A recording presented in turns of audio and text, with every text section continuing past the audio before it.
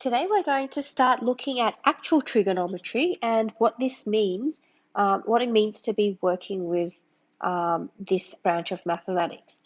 So as the name suggests, we've got tri, okay, meaning three, and the onometry means the study of. So what we're doing is we're studying something with three things. And what thing do we have with three things in maths?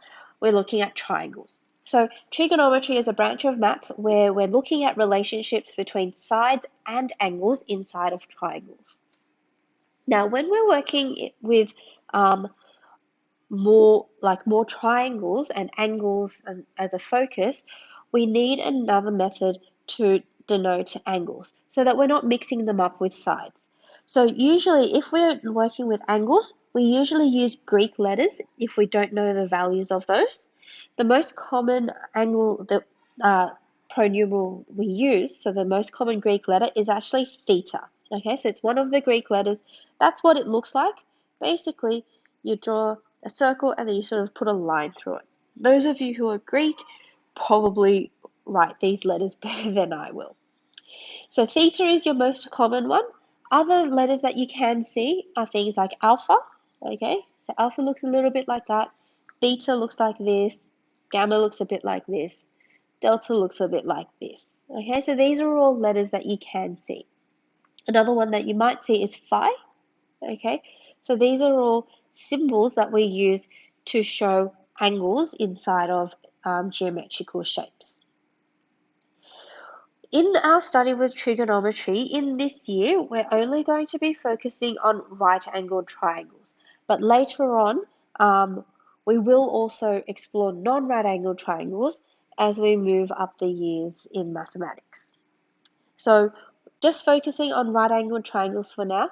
Now, if you remember from Pythagoras, when we're looking at a right-angled triangle, we have a special name for the longest side, and that was the hypotenuse. But when we were solving Pythagoras theorem problems, we didn't really have a name for the other two sides because there was no way of telling the difference between the angles. But now that we can give one of the angles a name, what we can now do is write each of these two sides with reference to the angle that's given. So we have our hypotenuse, which is opposite the right angle. When we're looking at the angle, if I draw a line straight through the middle of the triangle, that's going to be pointing at the opposite side. And then the last remaining side is called the adjacent side. Adjacent means next to. So you can see that this side is touching the angle, so it's next to the angle and it's not the hypotenuse. So that's another way that you can work out what's adjacent. So normally in class, I would have done this investigation with you. So I'd have this printed off and you'd measure each of these triangles. Unfortunately, we can't really do that on a video, but let's just assume that I've measured each of these sides of the triangle and of this triangle and of the third triangle as well. And what we're going to do is look at fractions of the side lengths and look at any similarities and differences. So the first thing that we need to do is we're going to need to label these triangles. If you look down here, we want to work out these three fractions.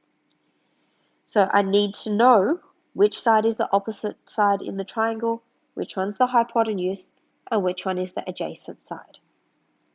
So when we're looking at this triangle, hopefully you'll be able to identify the hypotenuse straight away, and that is this side here. Okay, so I'll use H for hypotenuse. If I want to find the opposite side, I'm going to start from the angle, draw a line straight through the middle, and that's going to be pointing at the opposite side. And then the last remaining side is your adjacent side. Now what we can do is we can do this you can label each of those triangles. So for our second triangle, there's your hypotenuse, that's your opposite side again, and this one's your adjacent side. Hypotenuse, opposite, and adjacent. Now, it's important to note that with each of these triangles, I've drawn them so that these angles are exactly the same as each other. So what that means is each of these triangles is an enlargement or a reduction of the previous one.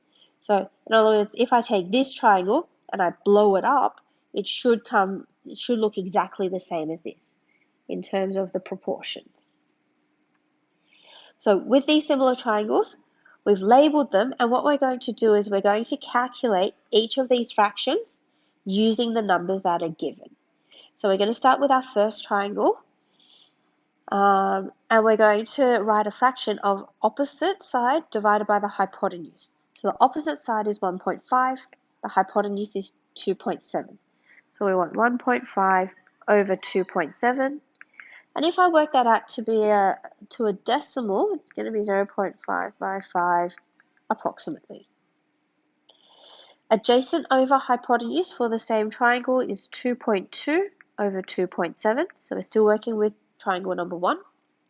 And if I calculate that as a decimal, 8148. And then opposite over adjacent, that's 1.5 over 2.2. And if we calculate this, it's 0.6818. What we're now going to do is do the same thing with the other two triangles as well. I'm just going to write these numbers in, but you can check them if you want. So opposite over hypotenuse is 0.7 over 1.3, 0.538. Adjacent over hypotenuse is 1.1 over 1.3.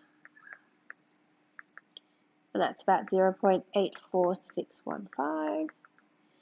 And the third fraction, 0.7 over 1.1, 0.6363.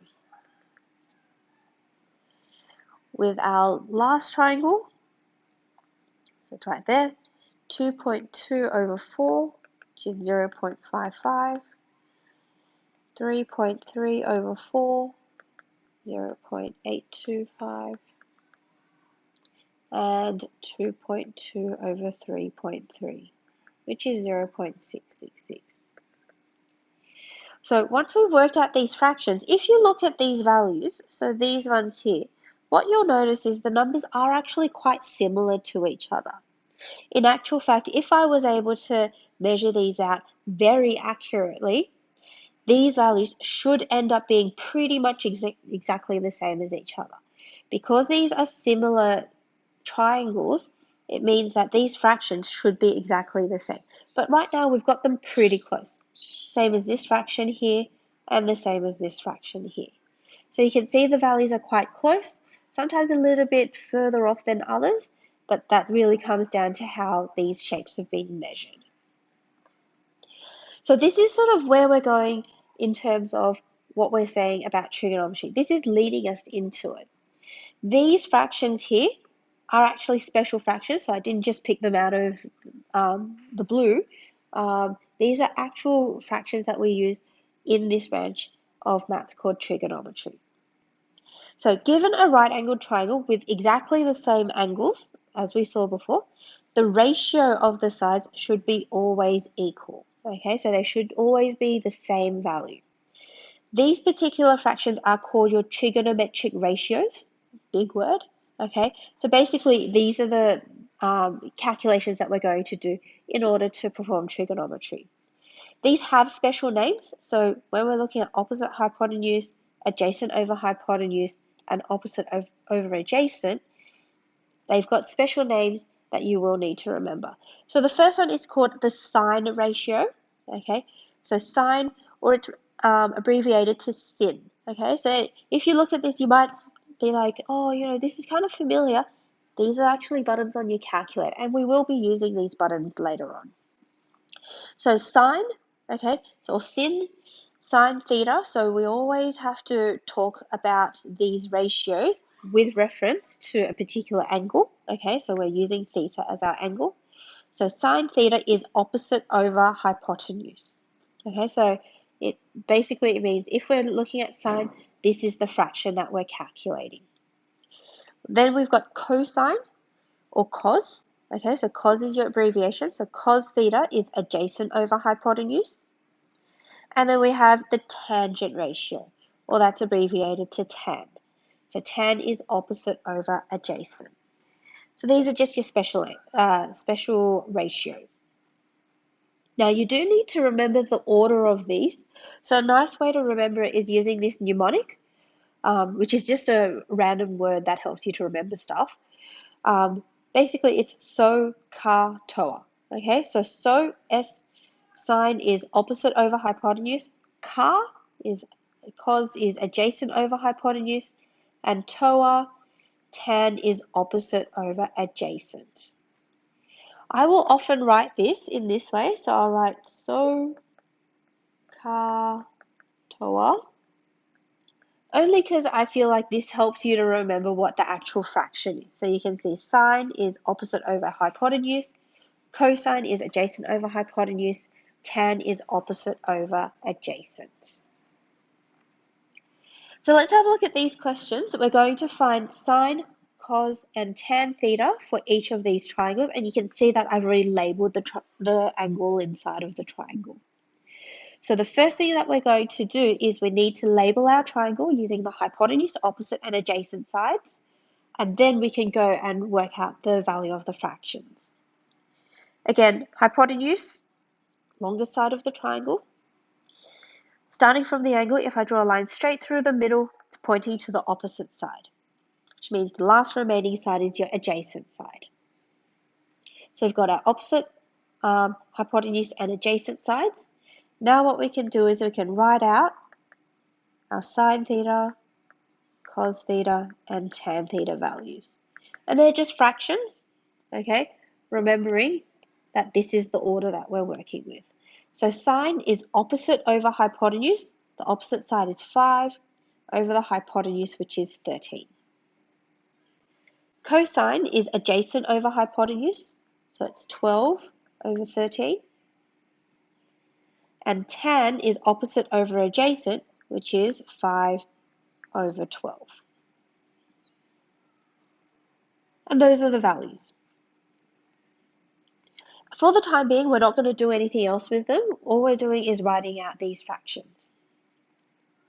Part B, again, let's label this triangle. So there's your hypotenuse, longest side of the triangle. Starting from the angle, I'm going to draw a line straight through the middle. That's pointing to the opposite side. And then the remaining side is your adjacent side. So sine theta, cos theta, tan theta. So what this tells us, this theta, is telling us we're using this angle as our reference. If I label this angle with something else, then the adjacent and the opposite sides are going to flip around, okay? So that's why it's important that you do match your sine, cos, or tan with a particular angle. So sine, opposite over hypotenuse, is 4 over 5. Cos is adjacent over hypotenuse, 3 over 5, and tan is opposite over adjacent, which is 4 over 3. Again, just writing out these fractions. For this last example, rather than labeling the angle on the inside, I've actually labeled the vertices A, B, and C. And what we want to do is we want to work out sine, cos, tan, so ratios using A or B. So you can see that our reference point is going to change in these questions.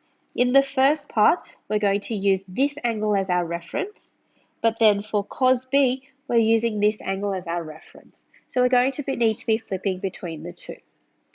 Now we do have one problem right now because I know 2 of the sides of the triangle, but I am missing one of the sides. But we do have a way of calculating it, and that's using Pythagoras' theorem. So that's why it was really important that we learned that before we start this work on triangles. So if we're looking at this triangle, we can see that this is going to be the hypotenuse. Okay, so that's always going to be the hypotenuse, and we're looking for that length.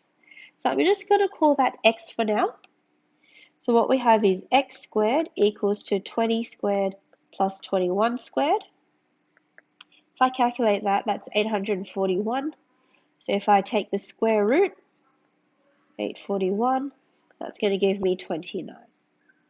So what this means is this side here is actually 29. So we found our side.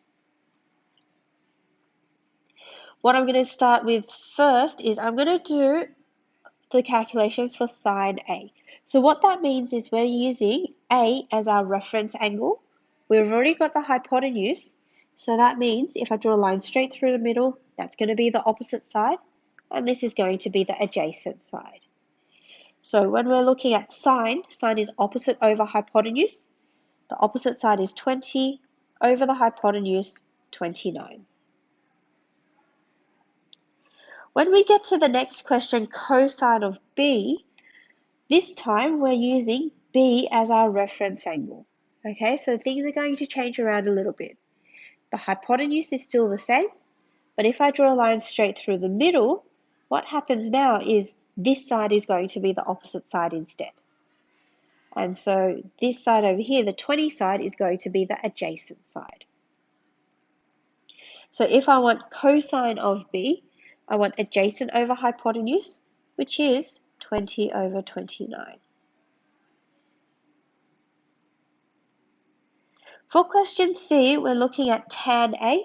So we're going back to the blue markings.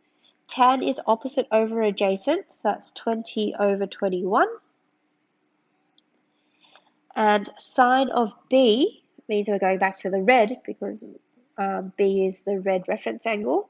Opposite over hypotenuse is 21 over 29.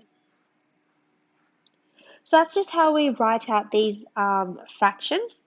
Later on, we're going to do a little bit more with them, but for now, we're just practicing identify and writing out your sine, cos, and tan values. So if you want to have a go at some of these questions, and let me know if you've got any questions.